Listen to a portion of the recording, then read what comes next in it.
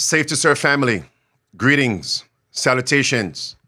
Welcome to this midday power surge. Yes, your spiritual oasis on this pilgrim journey. And today we have a startling, eye-opening, life-changing for the better presentation. And I do have a special guest with me today, Marie Diaz from Eyes on the Times. Welcome, Marie. Thank you so much for having me, Pastor. It's great to be back. I just evaded and eliminated any introduction to get right into this important subject matter. So what is trending? What are your eyes fixed on? Events fulfilling end-time prophecies. Take it away. So, right, what we're seeing in the media is that this Iranian war is actually being used as a catalyst to introduce what, many of us have been talking about, this digital control grid that they've been looking to establish. But in addition to that, we're also seeing that some governments are legislating, quote unquote, an enforced day off. And on top of that, we're talking about introducing QR codes, to ration fuel and things of that nature. The question is, where is all of this tending? And we're going to dive into that today. And for some people, just hearing where we're going based on those themes you laid out, we have seen some of this before. And it's going to get worse. And these are events fulfilling end-time prophecies. Marie, take it away. Sure. So we're going to begin first by taking a look at this article from the Daily Mail. The headline says, food rationing, panic buying, planes grounded, and an economic hammer blow far worse than COVID, which is exactly what you alluded to. And of course, the economics have said that, this scenario could actually arrive within the next few weeks. And so now we're going to take a look at what it says in the article. It says, fears are mounting that the world is headed for an economic blow far worse than the COVID pandemic within weeks. And of course, they talk about the fact that there's going to be food shortages. And as I mentioned, grounded planes and panic buying. And analysts are saying that this isn't just about, the rising prices, but also that it can cause a full-blown supply crunch. It says that this could trigger, a domino effect as far as the global economy is concerned, hitting everything from air travel to food production. And at the center of this is really the Strait of Hormuz and how this passage is central to, people being able to receive the supplies that they need. Obviously, a fifth of the world's oil and gas passes through this waterway. And so it's a vital part of what's going on here and what's causing these issues. And so we're going to also take a look at a video clip here in which the commentator is going to discuss these points further so that we can understand just how vital this Strait of Hormuz really is. So let's take a listen to that. Okay, here it is. Look around and try to find anything that doesn't have fossil fuel embedded in its manufacture or delivery. It's everywhere, in everything. Toothpaste comes from petrochemicals. So does Panadol, as do most of our medicines. Most of the fertiliser that grows our food is made using gas. Without it, half the world's population would starve. There is no industrial scale replacement. This is why oil and gas underpin the price of everything. Mercy. When the supply is cut, the entire global economy shakes. Closing the Strait of Hormuz is the Iranian regime's nuclear option. Within days of the truck stopping, our society would begin to fail. We're not there yet, but we are profoundly exposed. Mercy. So we're talking about cosmetic items. We're talking about hygiene products, toothpaste. We're talking about agriculture, growing food and travel. Marie. Right, exactly. And also pharmaceuticals, how many people are, in need of those things. And I think one of the things that is really interesting that is going to affect all of us is the fertilizer, has a direct effect on the food production. Correct. And so he also said that if, there was a complete closure to the Strait of Hormuz, that half of the world would starve. I mean, we need to stop and think about that. And this is why, as he mentioned in the video, that it is Iran's nuclear option, because of its far-reaching implications. But we also want to keep that point in mind about what he said about how if they end up closing it completely, because that's going to come up again eventually at the end of the presentation. Not sure if you wanted to jump back in here. So this sounds like it is the Pestilence 19 2.0, as Exactly. if it is a repetition, but not to the same degree. It's going to be hotter, going to be worse, not in the same level, but higher, deeper. Because remember, we all recall that there was indeed a supply chain crisis during the pandemic. This one could be worse, Marie. Correct. Yes. And of course, remember that the result of what's happening is based on a de facto closure of the Strait of Hormuz, because, obviously there's a higher risk, with shipments going through the Strait of Hormuz because of the ongoing crisis. So we're not even really feeling the full effects yet.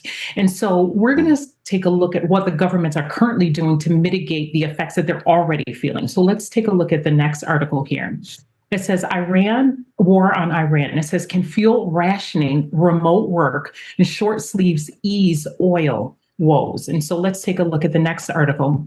It says the World Energy Watchdog has advised governments to reduce highway speeds and encourage workers to carpool or ideally work from home to combat, obviously, these soaring costs and fuel shortages. But it also recommended countries consider limiting car access to designated zones in large cities by giving vehicles with odd numbered plates access on different weekdays to those with even numbered plates. And so, of course, that piques my interest, right? Because they're talking about restricting access to designated zones in large cities, right? Isn't that synonymous or similar to what they've always talked about, these car-free zones, the 15-minute city concept, where in my mind, they're essentially conditioning people to accept this already, having to live within this 5-mile radius. As you covered that a while ago, 3 quick things. Number one, the crisis won't hit as yet because there's always a little in reserve. But once the reserve is expended, then the issue, the crisis at the Strait of Hormuz is going to affect us, not just as a nation corporately, but as individual families and individual persons. Number one. Number two, as you read that, I also recalled what happened during the pandemic. Because notice, you read that by giving vehicles with odd-numbered plates access on different weekdays, don't forget that, to those with even-numbered plates. You know what? Take a look at this, Marie. This happened in the Cayman Islands, the Caribbean, and Latin America during the pandemic. If you notice, it actually said that there were hard curfew and soft curfews. Those with last names A to K can only do essential travel only on Mondays, Wednesdays, and Fridays. Okay, those with last names ending L through Z can do so only on Tuesdays, Thursdays, and Saturdays. Imagine that. Now, if my last name was between L and Z, I'm working, 2 jobs. So, and there's curfew at the end of each day. So I won't be able to buy or sell on Tuesday or Thursday.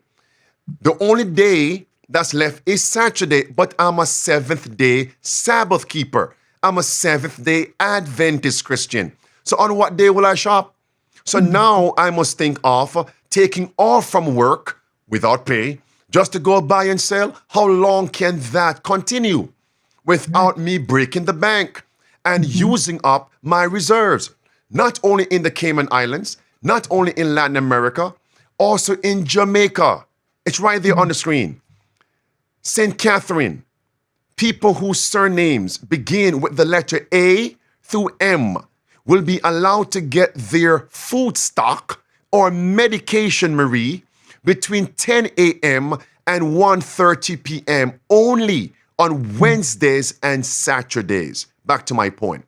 Only one person from each household is allowed to visit the shop or supermarket. That's startling. That is satanic. And persons with surnames ending, starting with letter N through Z will be allowed to carry out similar exercise from 1:30 p.m. to 5 p.m. only on Wednesdays and Saturdays. It's all there. The Prime Minister also said, Older people will be able to travel only on specific days. That is draconian. Not only in Jamaica, Cayman Islands. Look at Peru. In Peru, men can leave their houses only on Mondays, Wednesdays, and Fridays. In Panama, those days, only women can leave Mondays, Wednesdays, and Fridays. And guess what? Nobody can leave their home on Sundays. Again, Oswego, it's all the same exact thing. Now, this one connects. It's talking about license plate, right? Notice, it says voluntary travel restrictions has residents who were born in an odd year. You can only travel Mondays, Wednesdays, and Fridays. That means they must have checkpoints. Show me your license, please. Let me see what year you were born in. 19, give me a date, preacher. 1980, what now? 1995, odd number. You can only travel Monday, Wednesday, and Friday. You dare not travel on Tuesday and Thursday if you're born in an odd number year. It goes on. I mean, this is ridiculous. No, it's satanic. Even numbered years could travel only Tuesday, Thursday, and Saturdays. And guess what? You can't leave on Sunday. In Puerto Rico, is that not linked to America? Vehicle license plate ends in an even number. You can only travel Mondays, Wednesdays, and Fridays. If your license plate ends with an odd number, you can only travel Tuesday, Thursday, and Saturdays. Look at this now. No vehicle will be allowed to travel on Sundays. Here's my point, Marie, and we could go on and on and on and on and on. Same thing in different countries. Okay? On and on. Here's my point here, Marie. It seems to me that they have the draconian policies already on the books. And as soon as there is a crisis, they are quick, or may I say, revert to promoting it again. Never let a good crisis go to waste. Marie.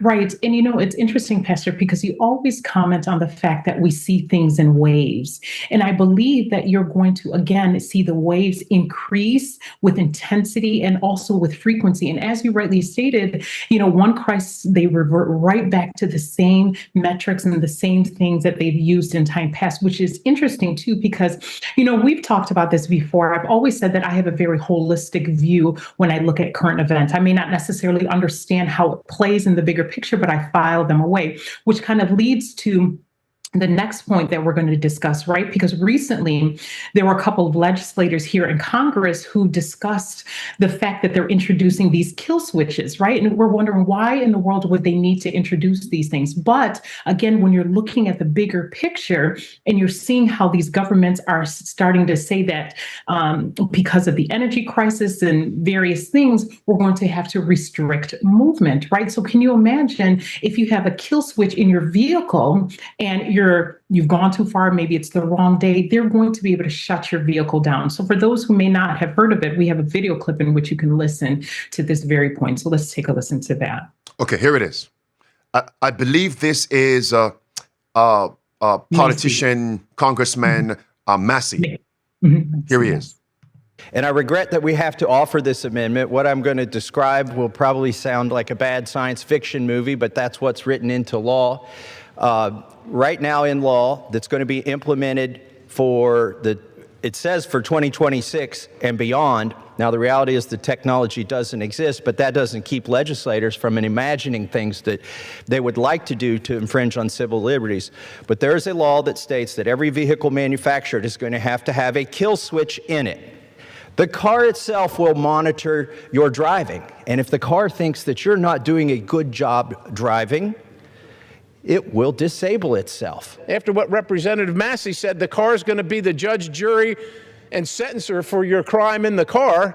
The next thing is going to be, well, we need to hook this thing up to the government so we can dispatch the police. I'm just going to tell you what's going to happen next.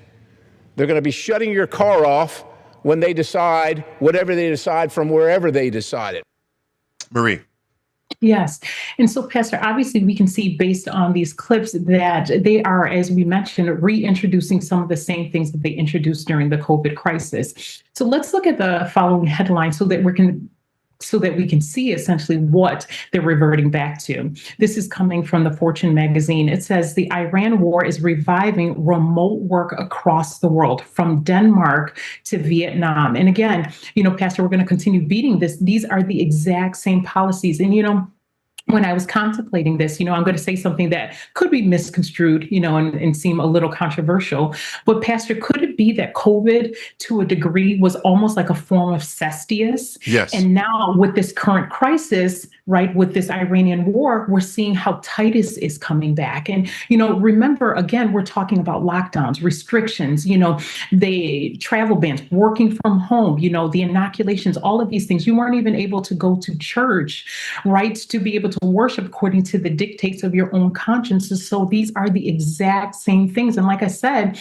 imagine if, because if we're still using the same illustration, when Titus came, there was no break. We, those that were inside of the city, unfortunately, were stuck. So, may this be a warning for us as we're seeing the army approach it. Did you want to interject here? And they have the perfect crisis to justify restricting travel, right? Notice, Yes. No oil, no gasoline, no diesel, right? So we must restrict, we must limit your travel. And we must now have checkpoints on major highways to make sure that the restrictive policies, the satanic policies are being adhered to. Do we realize what could be, what should be? And God is simply holding back things just a little longer for us to implement the 5 keys of survival? Marie. Yes. And, with that, Pastor, we just have to realize, too, that it's coming. We have to see it for what it is and hasten our footsteps. So let's take a look at this next article here. And, they're telling us essentially in the headline there, it says that, these the hybrid work and remote work and things of that nature could end up being something that's going to stick. So unlike COVID, they brought in the restrictions and they removed them, but now they're telling us that they may implement these things and they may stick. So let's take a listen to another clip in which he's going to discuss this very point, the things that governments around the world are currently doing to mitigate. Wait. Let's get the headline and the date, because some folks may think this is between March 11, 2020 and May 11, 2023. No. That's Fortune magazine. Yes, it is. Yes. From March the 21st, it says COVID gave us hybrid work.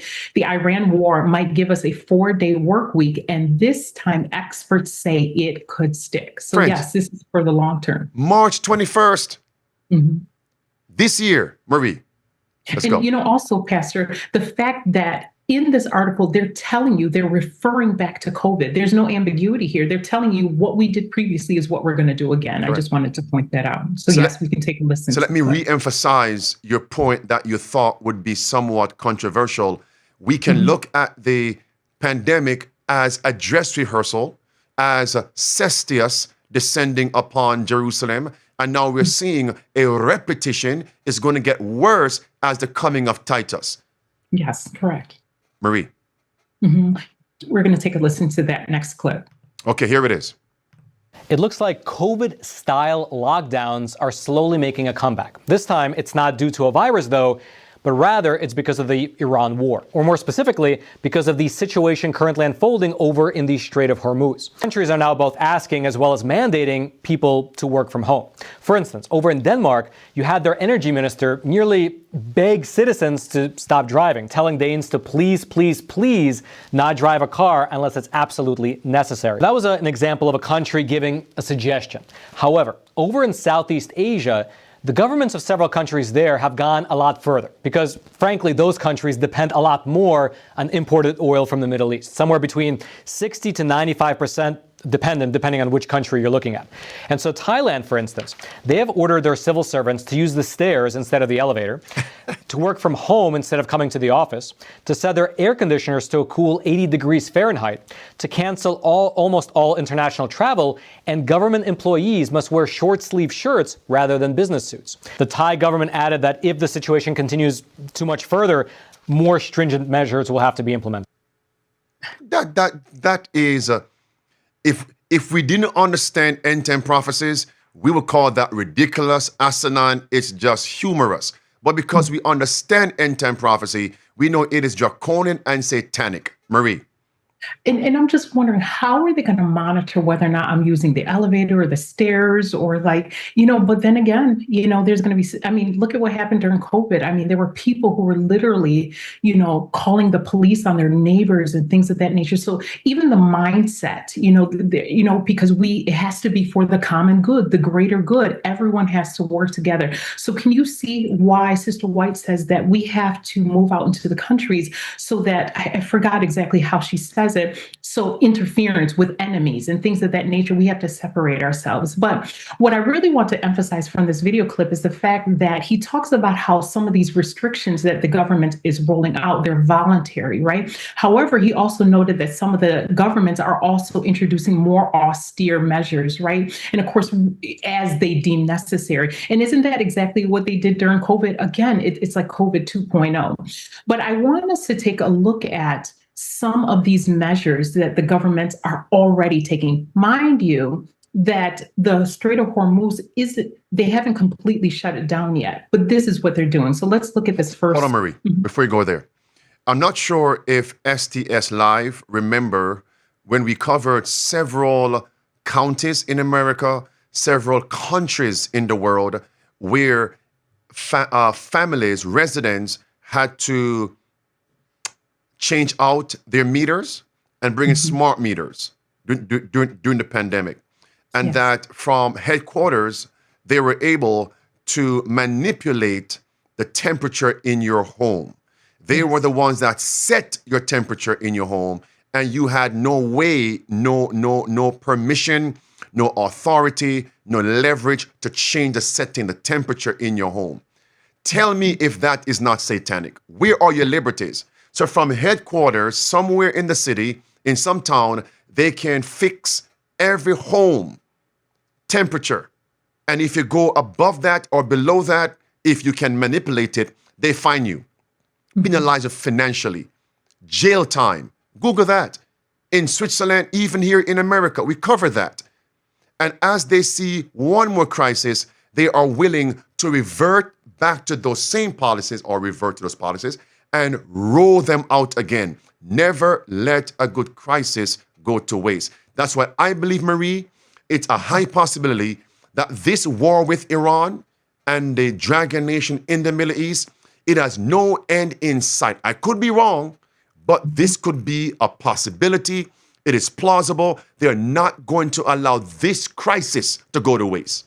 Marie. Correct. And also, in addition to all of the other elements, right, what's currently going on with Israel and things of that nature. So you're right, Pastor. I completely agree with you that I don't think that there's going to be an end with that. And like you said, never let a good crisis go to waste. So let's take a look at this next headline, which again is part of the reason why we mentioned this in the title. It says, a public holiday every week. Sri Lankans bemoan the enforced day off. That should send, alarm bells off for Seventh-day Adventists. And Pastor, it's a precursor, for those who see it. And what resonated with me or what came to mind is, could this catapult us? Could governments use this as a pretext, right? Or an excuse, right, to legislate or enforce as they called it, an enforced day off? Why enforced? Why did they feel the need? I believe providentially God allowed, the times to use that headline again to awaken us, because we know eventually it's going to be an enforced day of rest and subsequently an enforced day of worship. It's clear, Marie. It's clear. Yes. And so let's continue looking at this next article. And again, let us connect two dots here, Marie, right? We're talking about oil and energy, right? And if we can cut back on America's energy consumption, what better way to do it than have an enforced day off once a week for everybody in America? And by the way, you know what? Let's make it Sunday, right? Less consumption, right? So we can preserve the little oil that we have left. This is all planned. And very, very soon, they are going to implement it with more teeth, which means more restrictions. Marie. And it ticks so many boxes if you really think about this. You can appease the conservative, right? Because it's Sunday. You can appease the quote unquote leftist, right? Because we're helping the planet. And you see how Sunday is the, solution for every issue. So let's take a look at this next article from Fortune. It says Sri Lanka has launched a 4-day work week because of the Iran war. Now the nation is giving workers Wednesdays off in a desperate bid to conserve fuel. It says the government has declared every Wednesday a holiday. I love how they just announced that it's a holiday. For most public institutions in desperate bid to slash petrol use. All state institutions, along with schools and universities, will shift to a 4-day work week starting this Wednesday. And, Pastor, I'm so glad that you made a point of mentioning all of those articles beforehand, because this is going to tie in exactly with the point. Because, again, some people may not necessarily see how this enforced day off it's kind of a precursor for what the Bible tells us is going to happen. But if you look at the next articles, you're going to see how some of the measures that governments have done historically, how they're going to introduce them again. So let's take a look at this article. And this says, Pakistan Punjab government to impose lockdown on Sundays. For what reason here? To conserve energy, right? That's it. It says in Pakistan provincial government has decided to impose a complete lockdown in its provincial capital, Lahore, on all kinds of business activities, right? Buying and selling, right? In a bid to conserve energy. Yes. Let's take a look at another article. This is from Australia. It says, put the brakes on and keep the car in the garage on Sunday to ease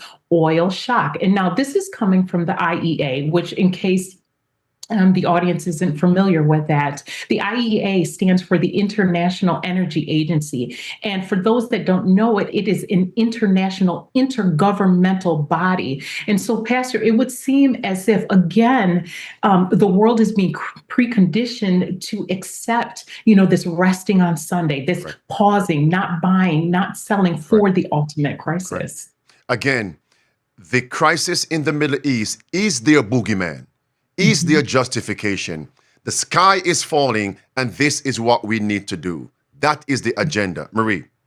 Right. And so as we're moving forward, we're going to see how we're being thrust into this digital infrastructure. So let's take a look at this next step. Before you go there, Marie, as you read the first article for this segment about them giving all schools, universities, an enforced day off on Wednesday, businesses, forced to close on Wednesday, 4-day work week.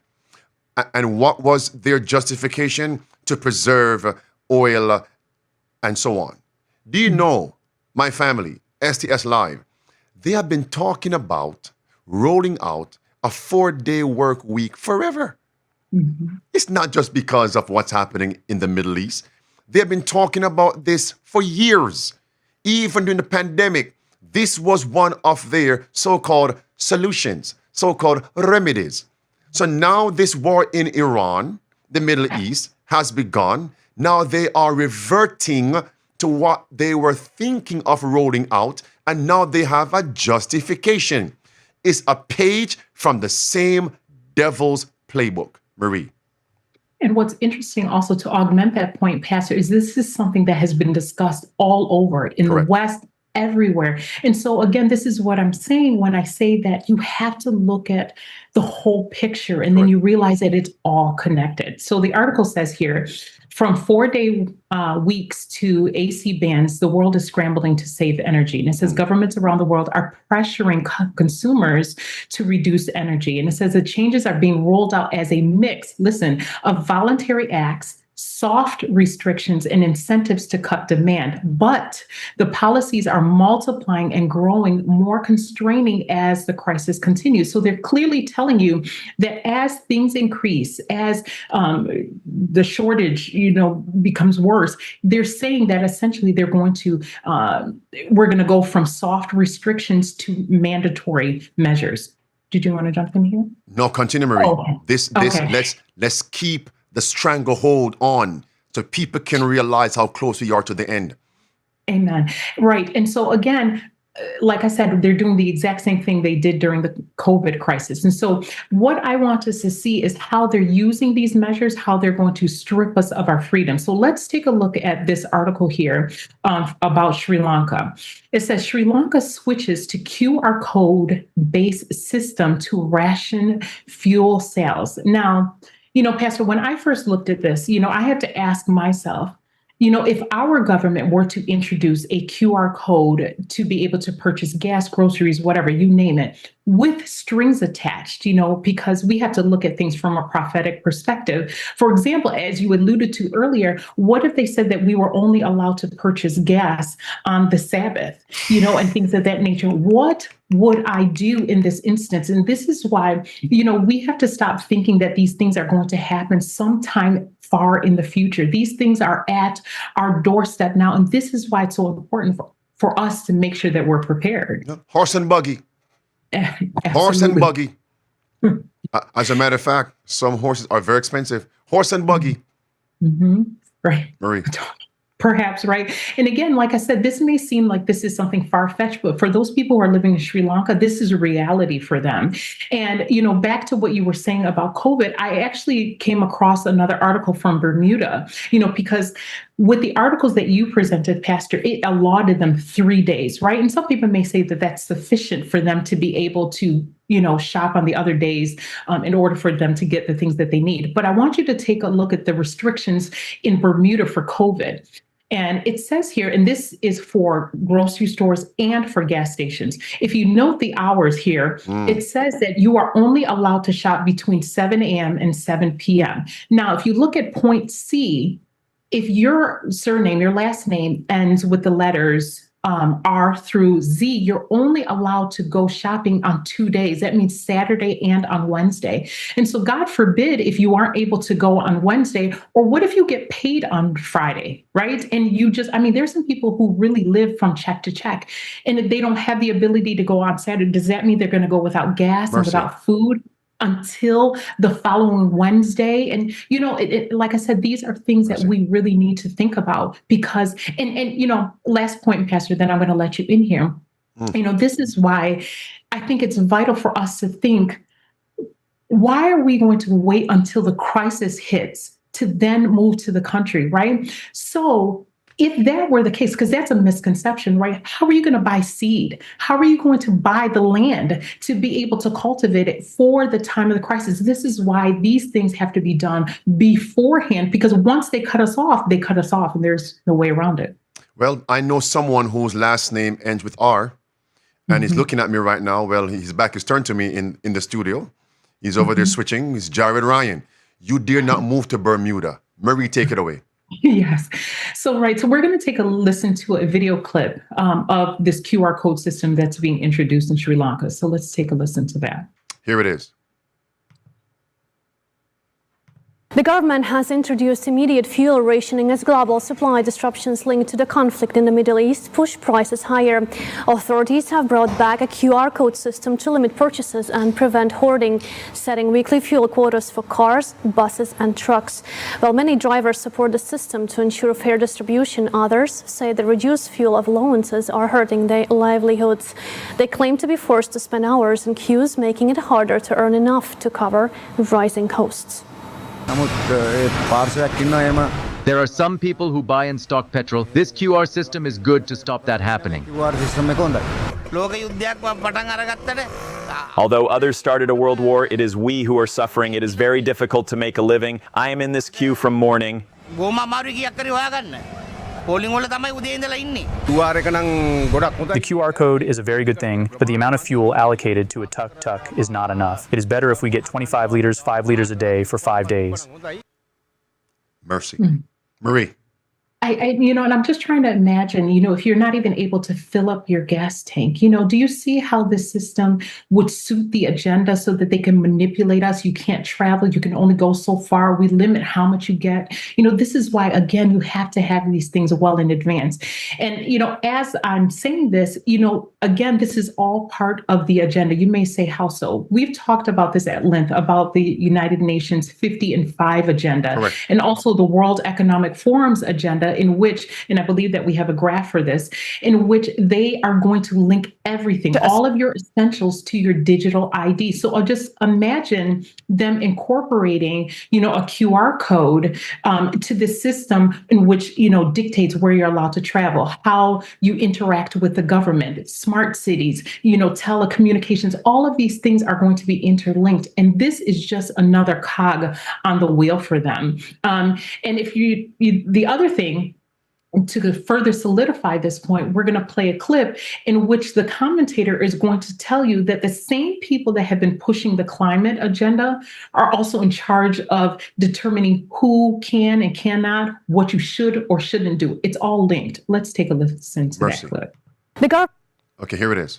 Australia is in an energy, oil and gas mess. Against the backdrop of Iran, we have 36 days of fuel left, but the PM will tell you it's all your fault that supply is running low.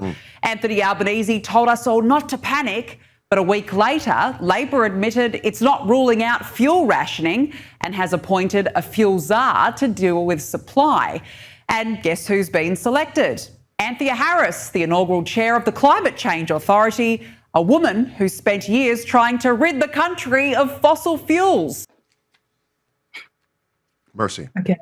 Again, Pastor, it's all linked. And, I have just one more article that I wanted to show on this point here, because this isn't directly related to what's happening in Iran, but I want you to see that even here in the West, government introducing policies that will dictate when or how you're able to purchase gasoline. This is coming from Mexico News Daily. Take a look at this. It says, looking at an all-digital future, Sheinbaum plans to eliminate cash at the pump and the toll booths. It says, for how long will your cash be good at the pump? According to the president, ambitious timetable, digital payments at gasoline stations will be mandatory before the current year is up.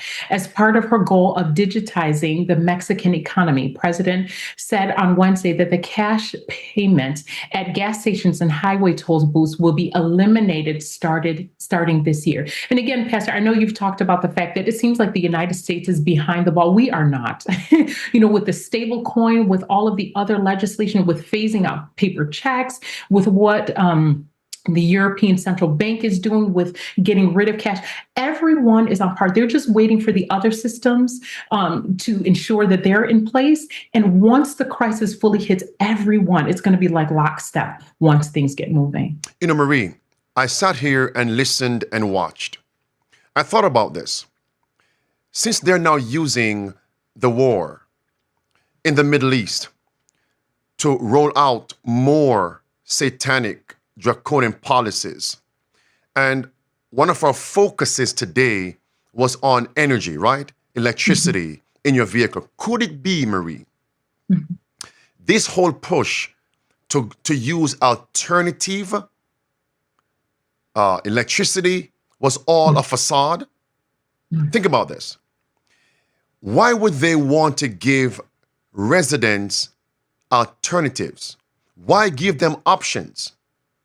Because if you want to restrict and enslave the masses, you can't give options.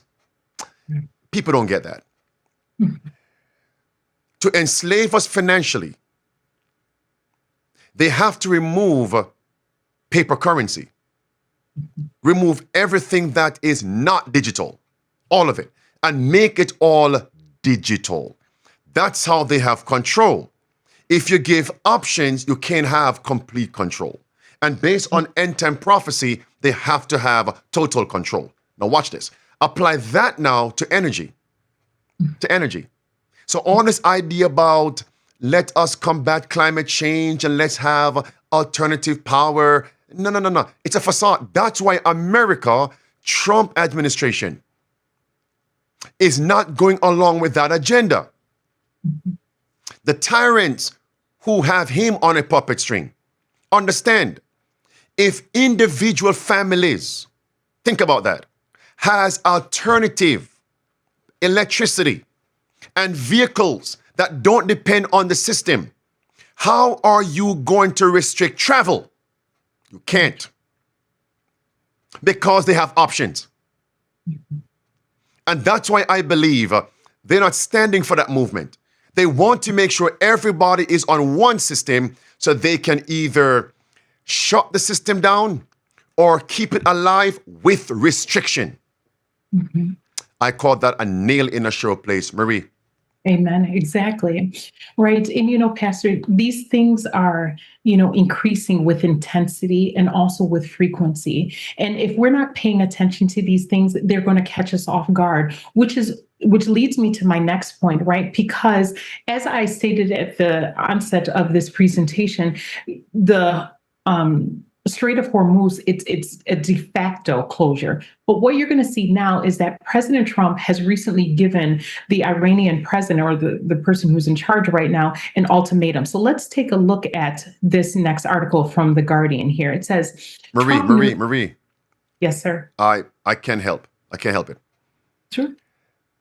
Did you just read something from Mexico? I did. That they are going to eliminate cash at the pump and the toll booth? Mm-hmm. And this is going to be rolled out this year, 2026? Yes. So that means toll booths, if I live in a state where there are several toll booths all over the highways, if I am not a part of the digital-only society, how am I going to travel? Right. So now, I once lived in New York. You can't cross bridges nor tunnels without coming to a toll booth. I lived in Florida, Turnpike, the 408 Express. You can't cross those main arteries of the roadway without crossing through toll booths. Can we see what's coming? These are going to be military checkpoints. A police state. If you're not in the system, you can't travel. Okay, Pastor, I can take side roads. Oh, is that so? Don't you think they already know that they'll put things in place for side roads too? No way out. What does a siege mean? You are totally surrounded. Highways, byways, and edges. Marie, take it away. Pardon me. Let's go. No, certainly. Which is interesting that you also noted that, because we've touched on this before. I didn't include it in this presentation, but you can look it up, where President Trump is looking to deploy the National Guard nationwide in all 50 states in April of this year. Interesting timing, right? Of all times, right? They're implementing it there. Not just that, recently, if you're watching the news, you also know that there's a shortage in the airports, and they're also looking to deploy ICE agents into the airport. Again, interesting. No way out, no way. So it's all, again, if you can see the bigger picture, and this is why I alluded to my illustration of Titus, because once you're inside of the city, once the troops have been deployed, where are you going to go? What are you going to do? And of course, this isn't to make us fearful. It's to open up our eyes. We're supposed to be men. What does the Bible say? That we're supposed to know the time to know what we should do instead of, waiting around. So again, I'm going to illustrate the point that this crisis is only going to increase. Let's take a look at this next article from The Guardian, and so that we can see the ultimatum that President Trump has given to the Iranian president. It says, Trump news at a glance. President gives Iran an ultimatum. Iran issues Middle East a threat. It says Donald Trump has given Iran 48 hours to reopen the Strait of Hormuz to shipping or face destruction of its energy infrastructure. Tehran, in response, said it would irreversibly destroy essential infrastructure across the Middle East, including vital water systems, if the U.S. follows through on Donald Trump's threat. We're also going to take another look at another article from the Times, and it says, Iran threatens to close Strait of Hormuz completely if Trump attacks power plants. And so again, with all of the aforementioned points, they haven't completely closed the Strait of Hormuz, and you see already what the governments are doing. So imagine once they completely close the system down. And again, referring back to that initial video clip that we played, he talked about half of the world would starve. So do you see how we are on the precipice of a great crisis? And this is also in addition to all of the other things that are happening that's pointing to Jesus' soon return, right? We're talking about right here in the United States, we're approaching the 250th anniversary. They're talking about a uniform day of rest. We're talking about Catholics openly boasting about what the Jesuits have done and how they essentially control all three branches of the government. So do you see how on every point, I mean, the signs are indicating that, we're nearing the close of probation. But like I said, in addition to that, they're introducing this digital system. In some countries, they're already rolling out. Brothers and sisters, we're at the door. Apply the pressure, Marie. Continue. Right. And so this is the last point that I want to mention as far as I'm concerned with this presentation is as these things are increasing, the great controversy talks about how morality is going to decrease, right? And we're going to see crimes and all sorts of things happening. And we're starting to see a taste of that, right? Remember that a shortage on fuel and oil and things, it's not just the oil, it's transportation, food production, fertilizers, all sorts of things, right? And in this video clip, you're going to see how people are already starting to steal gasoline and petrol from other individuals. So imagine once this closes down completely and the grocery stores are empty and people aren't able to get the things that they need, like he mentioned, how petrol is tied to medication and toothpaste and other things. Imagine if they can't get the essentials, how this is going to increase. Do you see the necessity of us moving out of the city so that we don't have to deal with the turmoil? It also mentioned, Sister White also tells us how there's going to come a time, Pastor, when we're going to want to flee and we're not going to be able to. And so this is why, if you have the means, if you have the ability, do so while you can. So let's take a listen to that video clip. Here it is. And the war in the Middle East is having effects here at home, with authorities bracing for an increase in fuel theft across the nation amid skyrocketing petrol prices.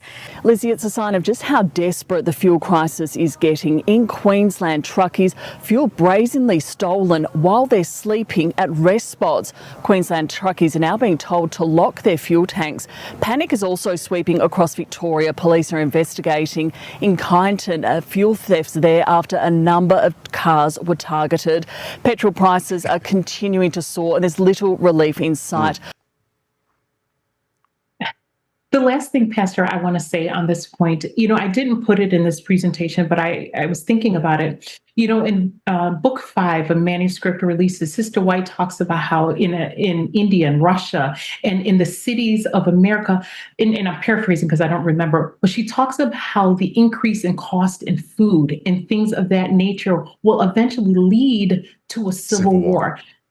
Could this be the catalyst, right? Because again, remember, you're talking about, cutting off oil and petrol and gasoline, things of that nature, right? People aren't able to get the things that they need. Could this be the trigger? And again, remember when you talked about Professor Jang, right, X, and how he talked about how there would be a draft, and this too could lead to a civil war. So there's so many components to look at. We definitely, are in the thralls of, these birth pangs that the Bible has said were going to come. It's startling, everything you have shared today, Marie. I want to begin to wrap this up by pointing all of us back to Matthew 24. And those signs in verse 7, the wars, the famines, the pestilences, the earthquakes in diverse places. This is a 4-prong attack. And most forks, I believe, has 4 prongs. And the next time you have a meal with a fork, remember these 4 tools in the devil's toolbox. And we just saw the devil use the prong of pestilence to roll out draconian satanic policies. And that lasted for 3.5 years. March 11, 311, 2020 to May 11, 2023, 511, 911. Think about that. And now things have abated somewhat. And here comes another prong from Matthew 24, verse 7, wars. It's clear from the scriptures. And as a result of the wars in the Middle East, those same policies have now come back to the forefront. Nothing hasn't changed. They are reverting to those same policies. And notice, there's one thing they all have in common, that's famine. No buy, no sell. Pestilence, the pandemic, famine. Everything we mentioned in this lesson. Now the wars, famine. That is, as it were, the glue. The glue. Why? Because the love of money is the root of all evil. And if I can bring people to the point of starvation, like Esau, they'll sell their birthright. Like Esau, they will bow, give up their faith, rights, and liberties just to be able to eat, to survive. As it was in the time of Pharaoh in Genesis 47, that glue, that bonding slime is a famine. You can't buy, you cannot sell. That's why I don't believe the war is going to be abated anytime soon. They are going to juice this as if they were juicing a ripe orange or grapefruit or squeezing some lemons or limes, because they will never allow this good crisis to go to waste. With that in mind now, think about practical preparation. Because based on verse 8 of Matthew 24, it says, all these are the beginning of sorrows. Then verse 9 says, then shall they deliver you up. So we are going to be the next target, God's people. We will be the last target. We shall be afflicted, threatened with death. We can't buy or sell. We will lose our rights, lose our liberties, even our properties down the road. So what then is the work of preparation? Marie, I want to revert to a point you mentioned earlier, where they said the war in the Middle East is affecting toothpaste, affecting medication. Let's stop right there. How many Americans are sick? How many Americans depend on these medications from pharmacia, the pharmacist? How many? Just imagine if that were a crisis, a supply chain crisis on medication.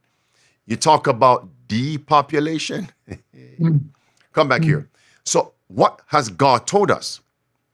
So now, he told us, put it back on the screen, preacher, right? He told us, Marie, in Last Day Events, page 80, that soon, I wish to tell you, that's how it begins, soon, none know how soon. Listen, no work will be done in ministerial lines, only medical missionary work.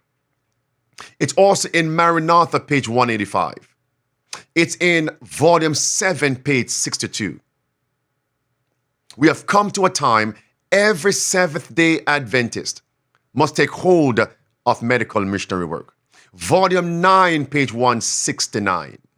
It is God's purpose that his methods of healing without drugs should be carried throughout the large cities through our institutions. Volume 9, page 169. As religious aggression subverts the liberties of our nation, those who stand for freedom of conscience will be placed in unfavorable position for their own sake while they have opportunity. They should become intelligent in regard to disease, its causes, prevention, and cure. And those who do this will have a field of labor anywhere. There'll be sick people, plenty of them who will need help, not only of our own faith, but largely those who know not the truth. That is a practical work of preparation. Marie, do you remember the movie Leave the World Behind? I do. When everything was shut down? Mm-hmm. Do you remember in the video, I believe at least one youngster became ill? Mm-hmm. Where was he going to go? I don't know. I saw the previews and I saw that there was one man who was prepared who had medication. Mm-hmm. As if God is telling us. And that's how I'm going to end this now. When we go back now to the 5 keys of survival. The first key is conversion. The second key is country living. And the third key now is having food, water, and resources. Now, let's unpack the resources. Are we not in a food crisis? So what if things were to shut down right now? How would we eat? Woe unto those who give suck in those days. You see? You see now? Luke 21, verse 20 through verse 23. The woe is not simply for parents with children. No. It's for parents who refuse to make the necessary preparations. There are going to be families with young children, infants, toddlers in the time of trouble. But because the parents are faithful, God will preserve. Amen. Didn't Jacob say when he was about to meet Esau that he had the mothers with young ones, so he can't move too fast? So my men go before while we trot slowly. Yes, so we can make sure the young ones aren't tired. So they're going to be young ones. But once the families, the parents are implementing the first key, the second key, God will take care of your children. But what if you refuse? Woe unto those who are with child and those who give suck in those days. Now, not only food, but what about electricity? That's why I am a big proponent of having alternative power. Yes. If not, how are you going to survive? When the county, the city, shut down your electricity, what are you going to do? When we weren't born and raised in the 1920s, we aren't inclined to live like the Amish people in that regard. We're so accustomed to these commodities, conveniences. How are we going to survive then? How? And that's why we need to depend on nature. And by depending on nature, you're depending on God. And I know some negative people, oh, Pastor, I can't. You see, the I can attitude will make you defeated. No blessings. I can't. Because God is going to put the solitary in families. Do your part. God will provide. He will. So stop murmuring and complaining. Come back here. So, yeah, we have to have these things for a time. Because at a particular time, in the near future, we have to leave these things also. But at least we can endure the crisis. We won't have to bow because we have made the preparation. Also for water. You can live without food a few days. You can live much longer without electricity, but not without water. You have to have an independent source of water. And that's why we must get the filter system. Stock up, store up, because one day the monies in the bank will be useless to you as you stand for God. Marie, any input there?